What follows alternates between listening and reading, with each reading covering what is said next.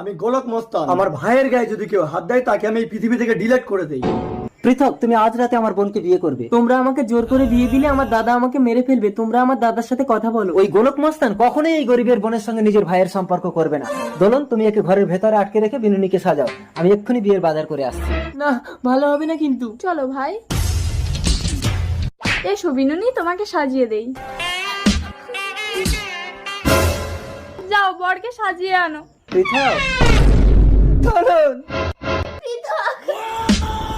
তুমি কেন বললে পৃথক? গো, আমি একটা চিঠি পেয়েছি। আমাকে ক্ষমা করে দিও দাদা। দোলন চলো আমরা কোথাও পালিয়ে যাই, নইলে গোলক মস্তান আমাদের মেরে ফেলবে। তাই চলো। কিছুদিন পর কাট, কাট, আমিও আমার ভাইয়ের জন্য চিৎকার করে কেঁদেছিলাম।